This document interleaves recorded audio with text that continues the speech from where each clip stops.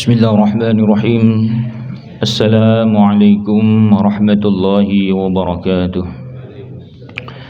Alhamdulillah wa syukru ala ni'amillah, la hawla wa la quwwata illa billah.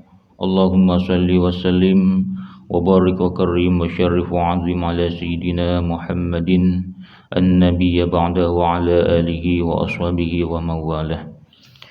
Rabbi syrah li sadri wa yassir li amri wa hlul 'uqdatam min lisani yafqahu qawli, amin ya rabbal alamin.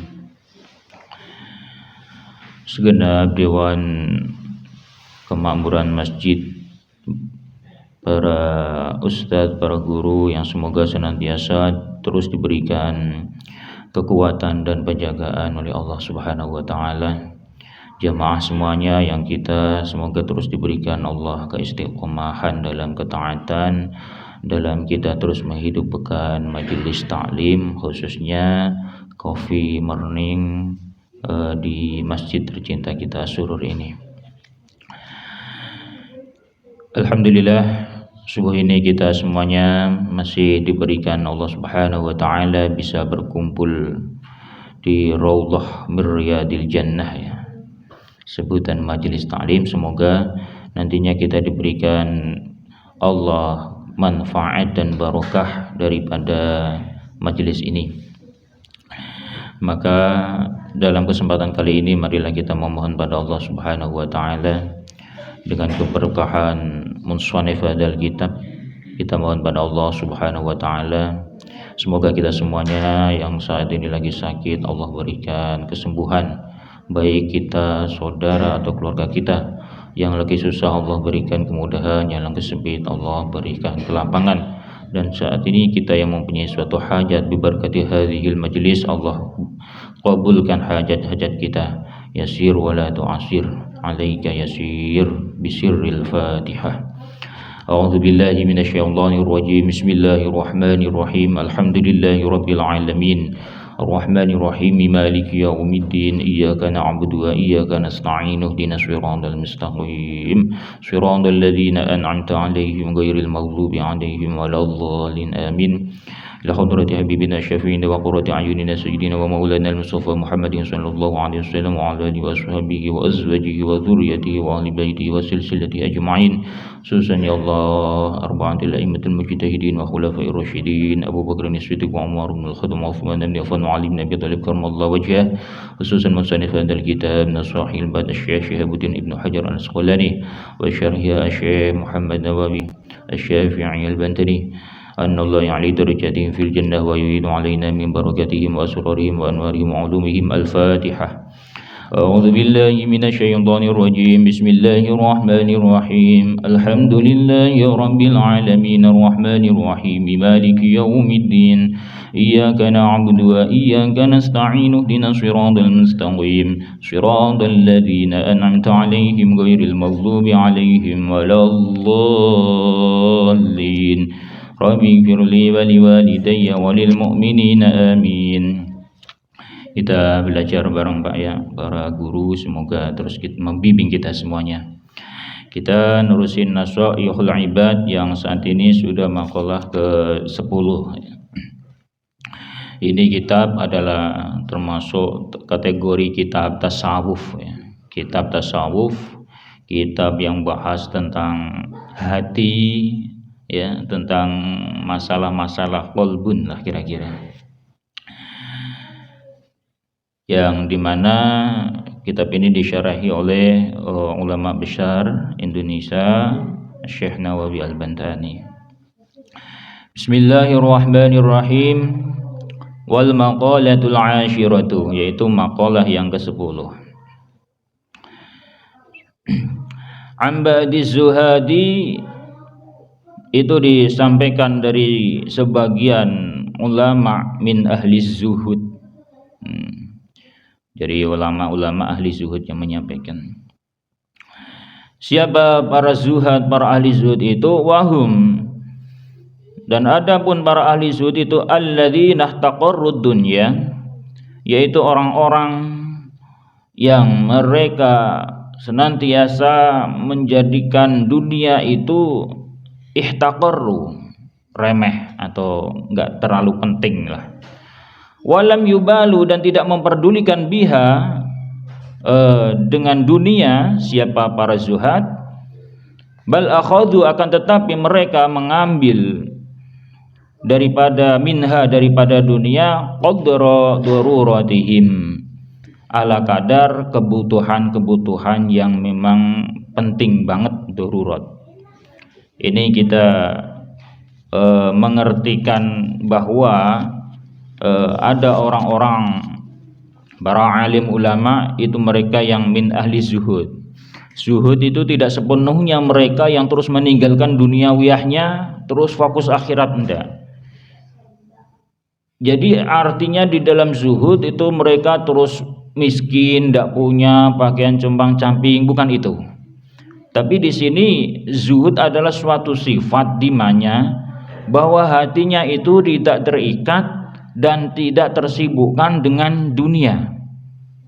Jadi dunia itu tidak sampai menjadikan hatinya itu sibuk untuk memikirkannya. Nah ini, jadi mau tidak mau di dalam diri kita juga harus ada sifat-sifat zuhud. Ya meskipun sekedar ukuran yang tidak begitu besar, tidak apa-apa. Ya syukur-syukur bisa mempunyai ukuran zuhud di dalam diri kita yang tinggi. Nah ini luar biasa. Ya. Jadi mempunyai apa saja ini tidak menjadi suatu ikatan di dalam hatinya, sehingga hati itu tidak tersibukkan dengan apa yang dia punya atau duniawiyahnya, ya. Tapi mereka itu hanya menjadikan duniawiyahnya itu mazru'atul akhirah, sebagai ladang-ladang untuk akhirat, ya. Ini min ahli zuhud. Tidak harus terus mereka pengen menjadi salah satu min ahli zuhud atau para zuhad itu kemudian terus mereka harus menyingkirkan semua hartanya, mereka berpakaian seadanya, enggak itu. Karena Rasulullah pun menyarankan untuk zuhud, tapi kemudian Rasulullah pun itu mendidik mereka para zuhud ini tidak miskin. Artinya seperti Sayyidina Utsman, ini orang kaya. Jadi ada para sahabat-sahabat yang mereka min ahli zuhud tapi kaya.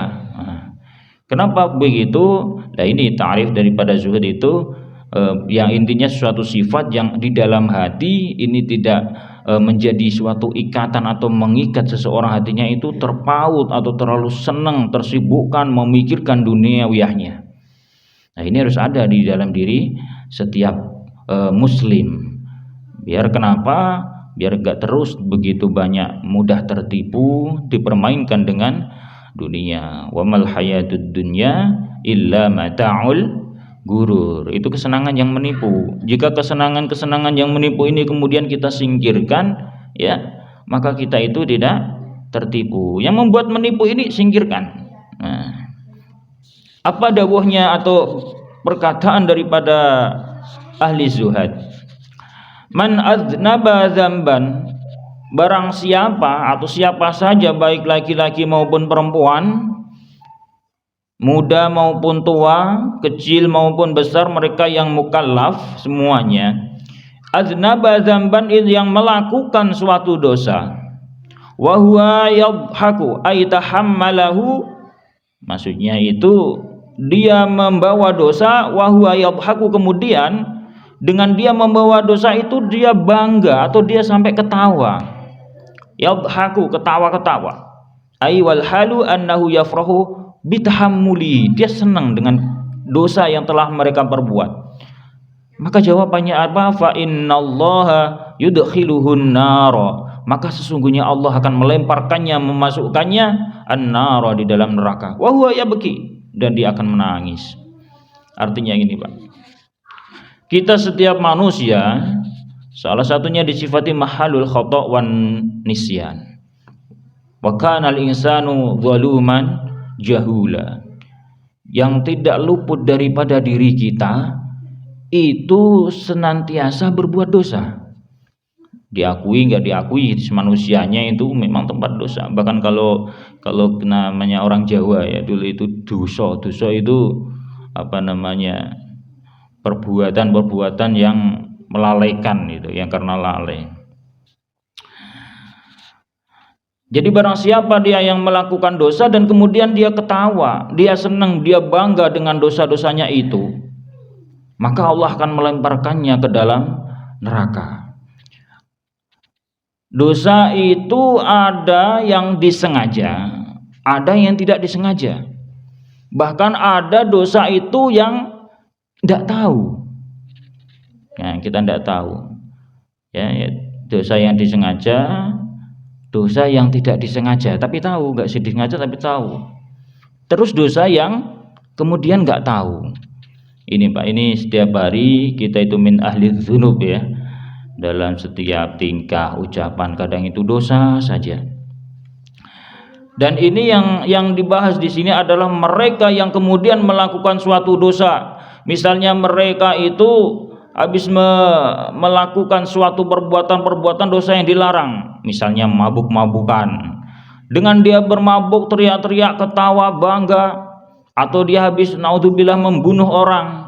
Dengan bangganya dia membunuh orang yang tidak ada pembenarannya di dalam pembunuhannya.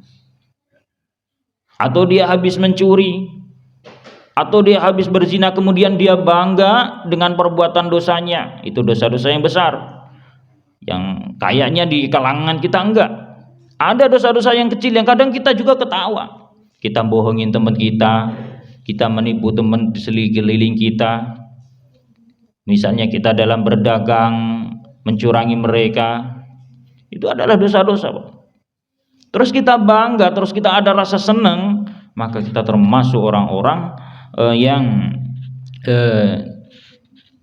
dikategorikan akan dilempar ke dalam neraka kalau memang dosa-dosa itu tidak mendapat ampunan dari Allah Subhanahu wa taala. Maka kita dianjurkan setiap mempunyai atau setiap berbuat dosa kita harus beristighfar. Makanya para guru-guru kita mengajari dalam sholat 5 waktu ya, kita boleh zikir bil jahri atau bisirri. Boleh, tapi di situ diajarkan agar seba'da sholat beristighfar, mengistighfari dosa-dosa yang tadi. Mungkin ada dosa yang kita sengaja, dosa yang tidak kita sengaja, dosa yang bahkan kita tidak tahu. Karena gini loh Pak, dosa itu akan terus membuat suatu kotoran di dalam hati kita.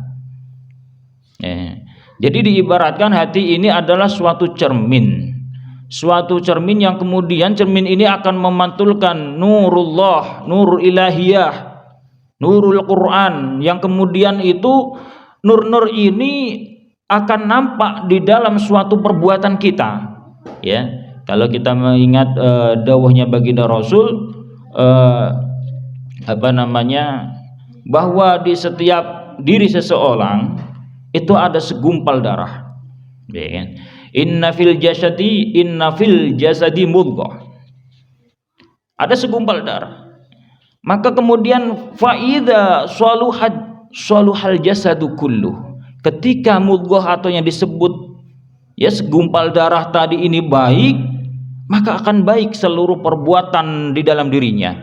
Tapi sebaliknya jika segumpal darah ini buruk, maka yang terjadi adalah perbuatan-perbuatan buruk. Nah, segumpal darah ala wahyal qalbu. Nah, ini qalbu. Nah, qalbu ini disifati seperti cermin. Kalau kita punya cermin ya, Pak. Setiap hari kena debu, setiap hari kena kotoran, dan kemudian kita nggak mengelapnya. Kita membiarkannya berbulan-bulan bahkan bertahun, maka cermin ini kemudian akan menjadi banyak kotoran, bahkan bisa berkarat. Cermin yang berkarat tidak bisa memantulkan cahaya, tidak bisa memantulkan nur, cahaya. Begitu pula hati kita, ketika sudah begitu kena dosa nggak diistighfari, kena dosa nggak diistighfari, sehingga apa? Tumbuh di dalam diri kita yang kadang kita tidak menyadarinya, rasa berat dalam ibadah. Ya Allah, pengen saya itu jamaah ke masjid, tapi kaki ini berat sekali dilangkahkan. Saya mendengar azan, ya Allah, saya pengen untuk jamaah, tapi rasanya bangun dari tempat tidur ini berat banget. Telinga ini mendengar azan seruan Allah dan tahu fadilah, keutamaan jamaah di masjid, tapi kenapa badan ini tidak mau bergerak? Ya, kadang seperti itu. Lah ini kadang yang menjadikan kita seperti itu karena tadi aktsaruz dzunub, karena perbuatan dosa-dosa yang kadang tidak terhapus, hati kita kotor, Pak. Hati kita kotor. Bahkan ini kalau terus-menerus dibiarkan, efeknya kepada jiwa, kepada ruhaniyah kita. Na'udzubillah, kalau sampai dalam meninggal masih berlumuran dosa, maka akan dibersihkannya di dalam neraka. Karena neraka bagi para muslim, ya, yang paling atas itu neraka jahanam, ya. Neraka jahanam itu neraka paling atas. Nah, neraka paling atas ini bagi mereka yang ketika nanti mau masuk surga, kemudian di dalam diri mereka itu masih ada dosa-dosa. Mereka beriman, tapi ada dosa-dosa. Maka disucikannya mereka di dalam neraka. Seberapa lama kadar dia di neraka, sekadar kebanyakan dosanya. Kalau dosanya banyak banget ya lama. Kalau dosanya dikit ya sebentar. Tapi ada mereka yang memang langsung diampuni, bighairi hisab, masuk surga ada. Makanya setiap mereka yang ada iman di dalam dirinya mempunyai potensi untuk masuk ke dalam surga. Maka dalam fikih salah satu alat untuk bersuci, ya, itu enggak hanya cuman air, debu, itu enggak. Tapi ada api. Api itu adalah salah satu sifat untuk bisa bersuci. Salah satunya mensucikan dosa. Tapi ini di neraka nanti. Wah, seperti itu.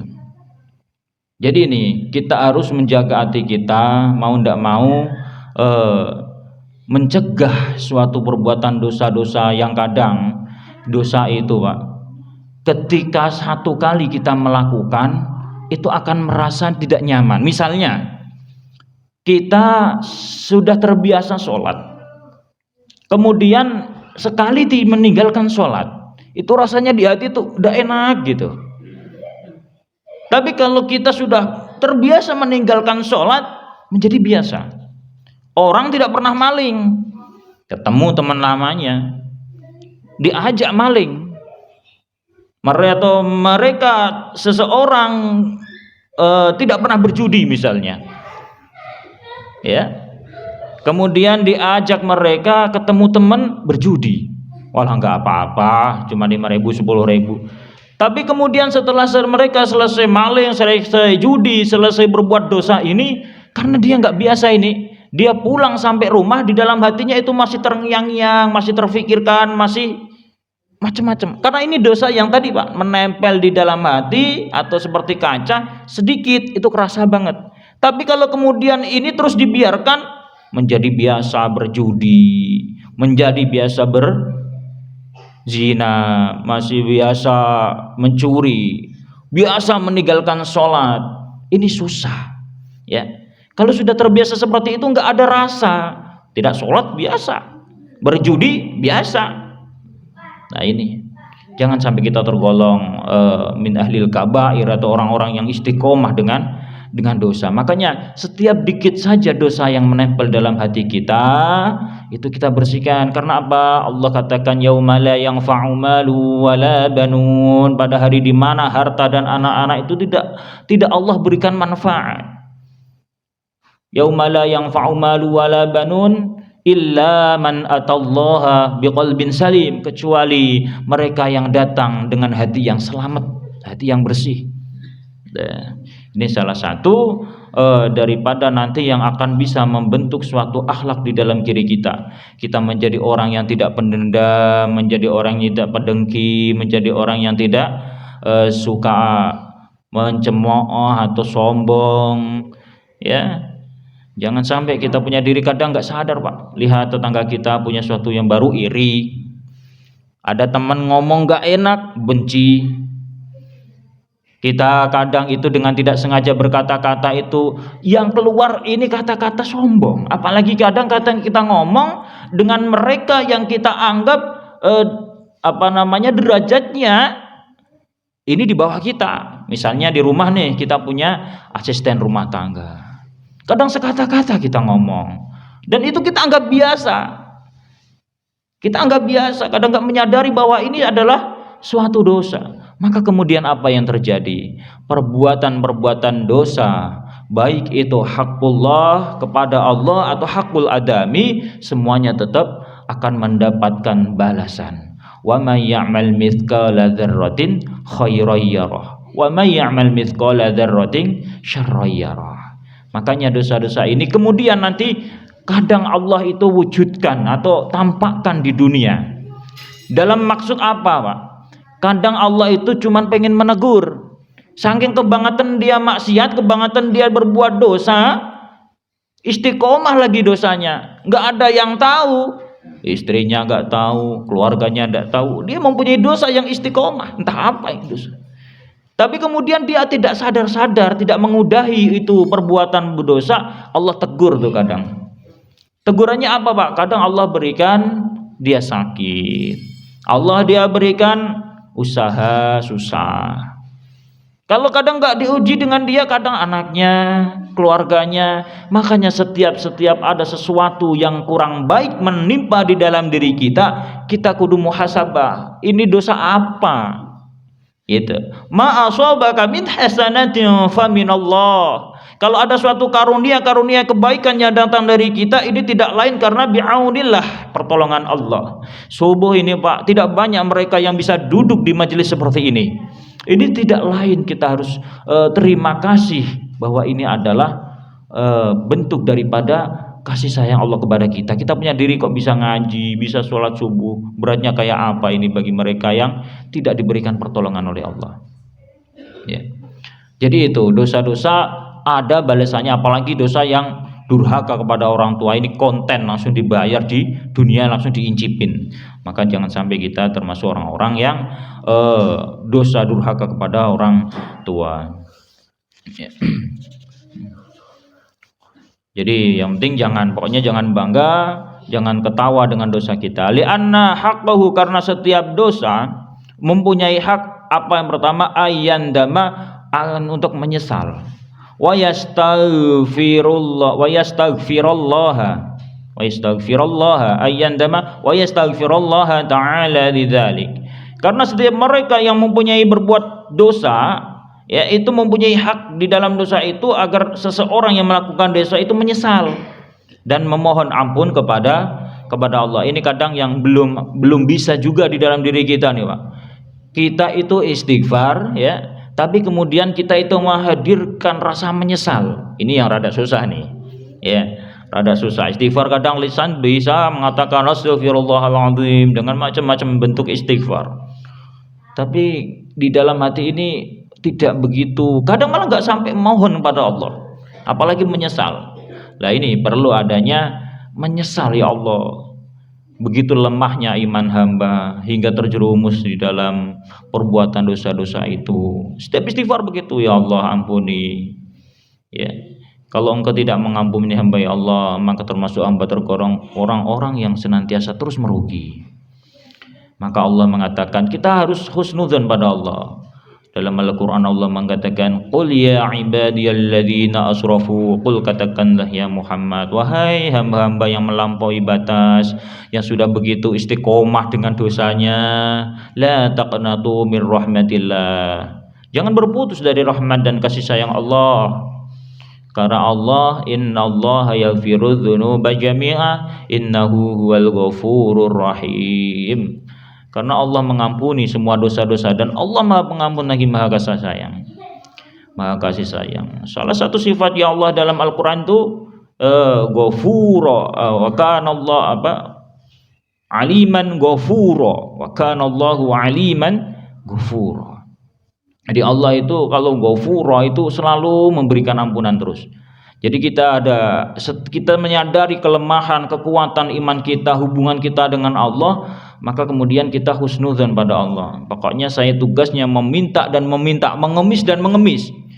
Allah zat yang Maha Pengampun. Allah mempunyai Ghafurur Rahim.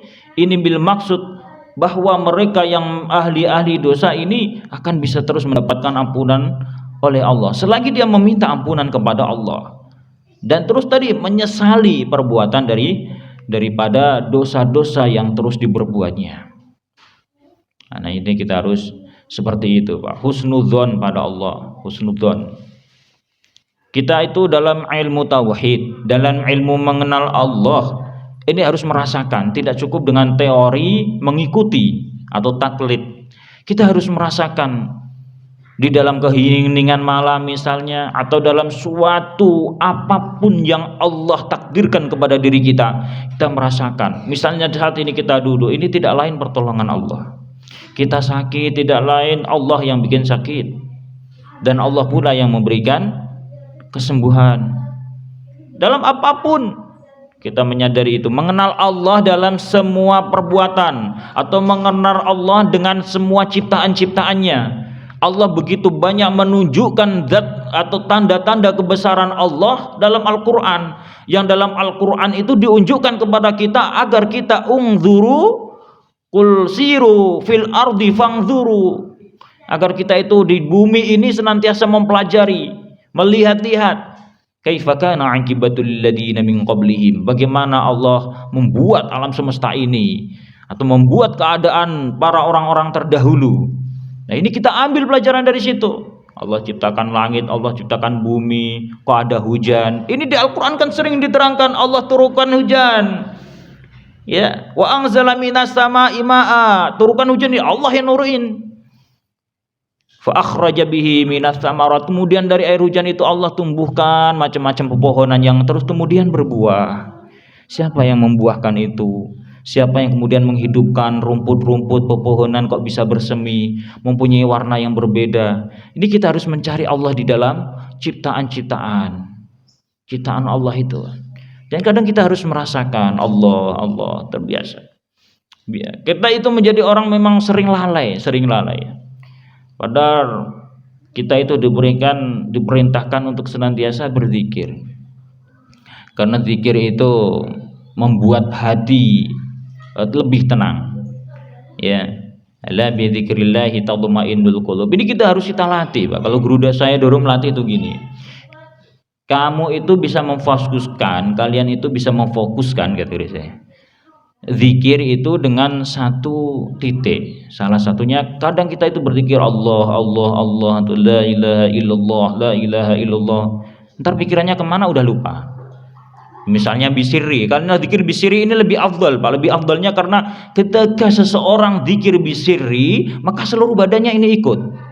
Tapi kalau dia cuma disanya la ilaha illallah, ya kadang pikirannya itu ke pabrik, ke pasar, kemana-mana. Maka kita dilatihnya itu caranya geget itu apa ya? Tekan, giginya ditekan. Giginya ditekan. Dua belah gigi atas dan bawah ini ditekan. Allah. Nah, ini ditekan aja, terus kemudian yang zikir itu hatinya. Ini untuk melatih, Pak.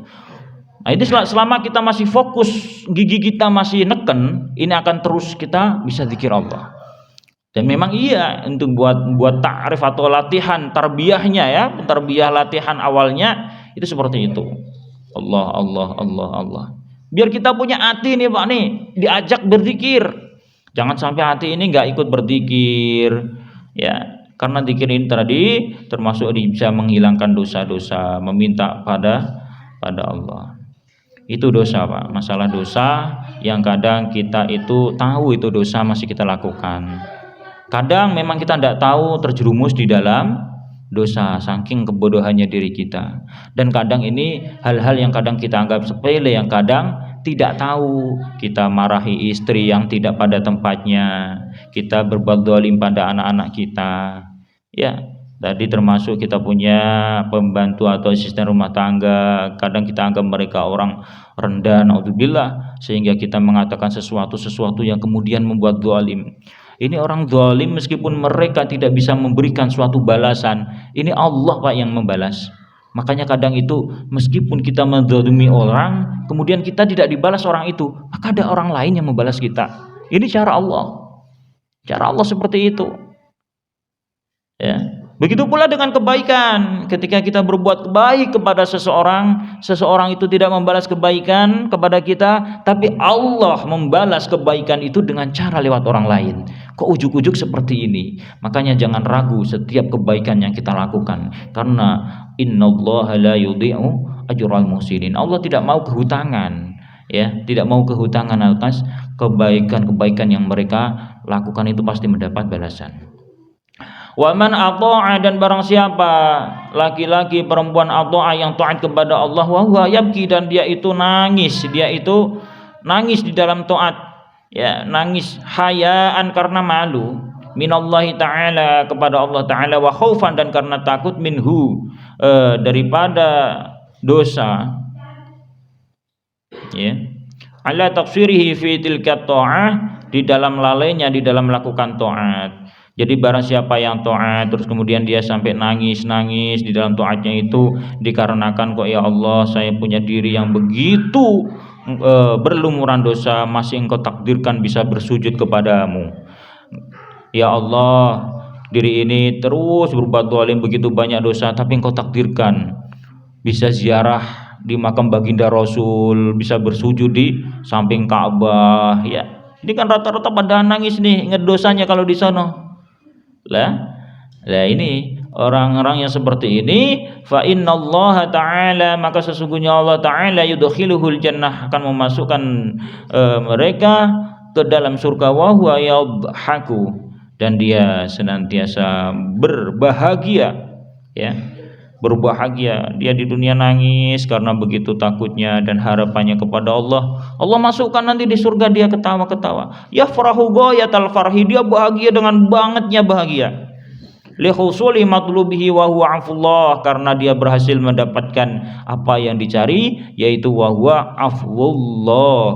afwullahu ta'ala, dan dia mendapatkan ampunan dari Allah.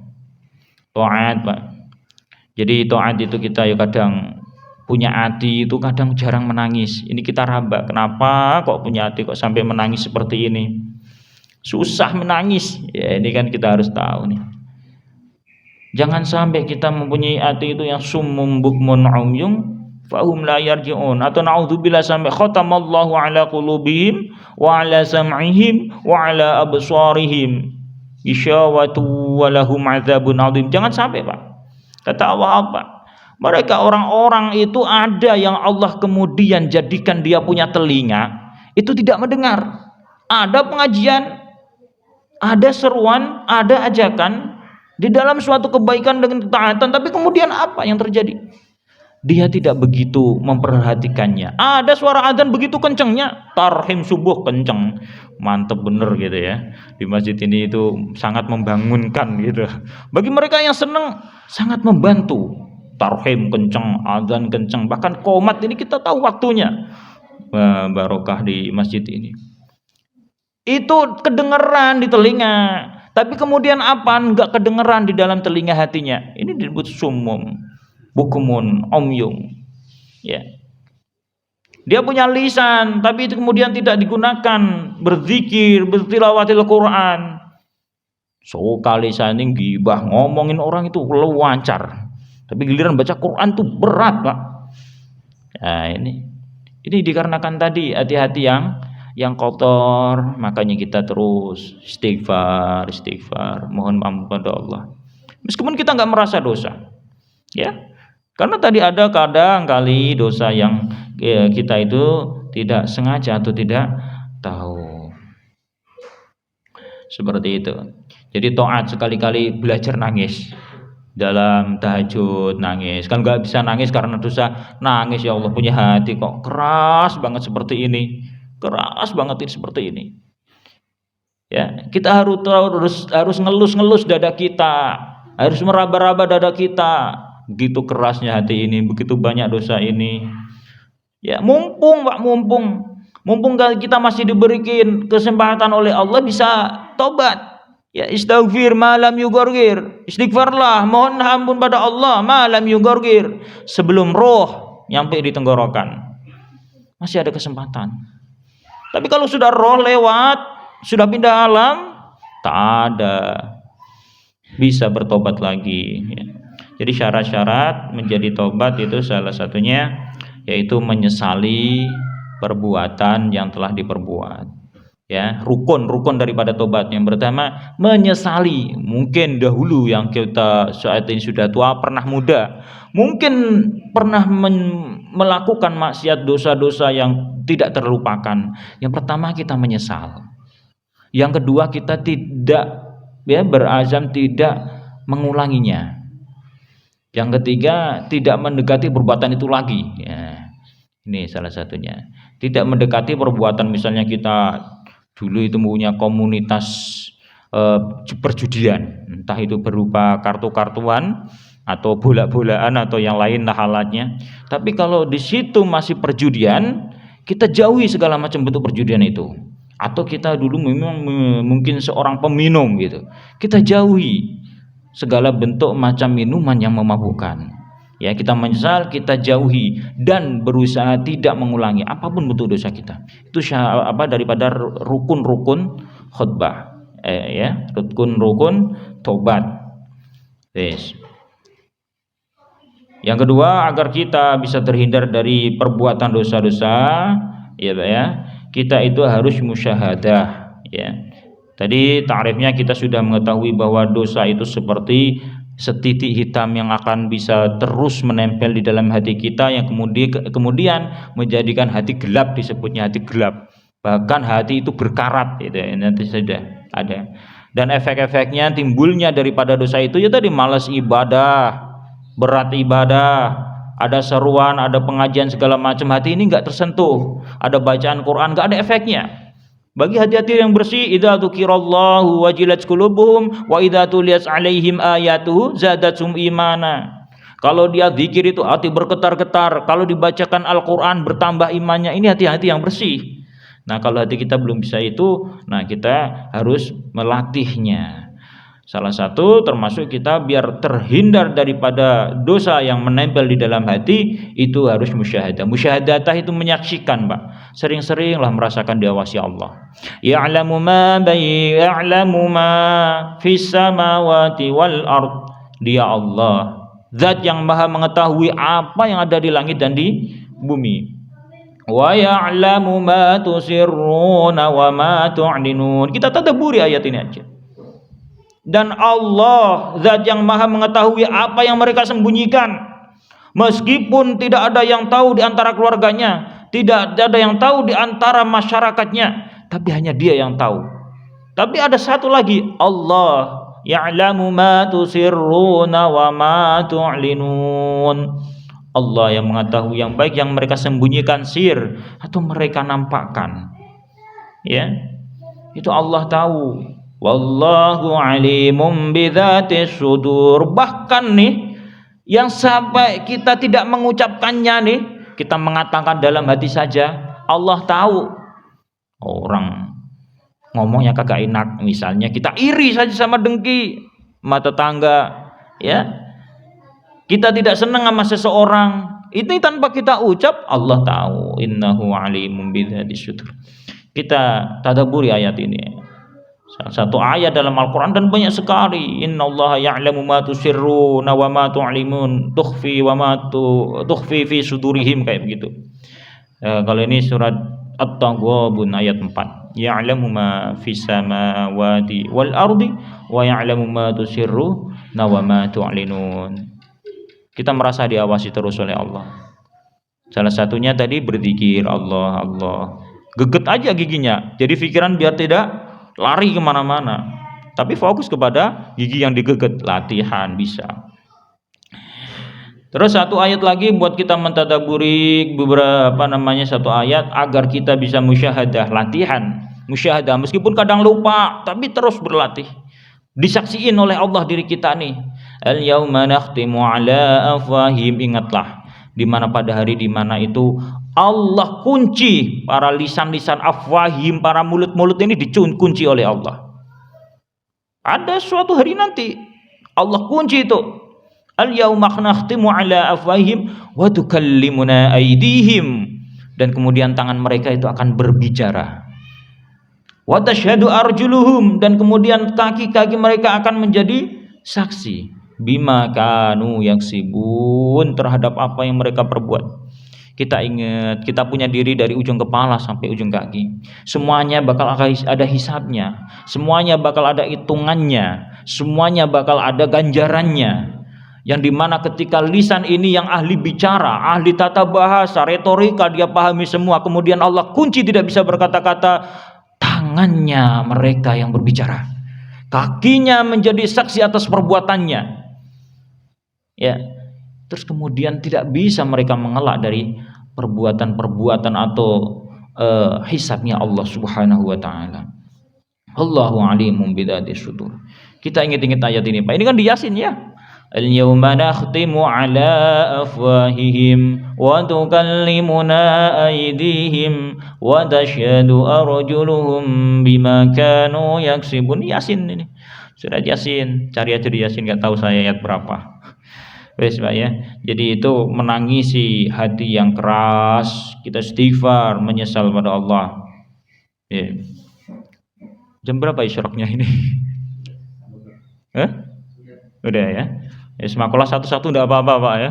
Pelan-pelan insyaallah, yang penting terus kita belajar, kita punya hati ayo dijaga. Jangan sampai kita mati dengan bermulan dosa, agar mati kita, wafat kita kembali pada Allah dengan husnul khotimah. Sebagai terakhir kita belajar husnudzon. Kalau kita musyahadah pada Allah sudah bisa husnudzon Pak. Husnudzon, Allah kasih kita kok baik sekali, dirasain itu aja. Allah kasih kita kok enak sekali, bisa sholat, bisa ibadah, makan gak kekurangan. Meskipun keinginan-keinginan kita duniawi ya belum banyak yang terwujud, tapi kita merasa puas dengan apa yang Allah takdirkan pada diri kita. Kita puas bersyukur dengan apa yang Allah takdirkan di dalam diri kita. Semoga bermanfaat dan terus Allah berikan kemudahan-kemudahan di dalam diri kita untuk menjadi orang-orang yang senantiasa terus bisa menjadi orang-orang baik di dalam dunia, baik kepada Allah maupun dengan sesama manusia. Wallahu a'lam bishawab. Wal 'afu minkum. Akhirul kalam. Assalamualaikum warahmatullahi wabarakatuh.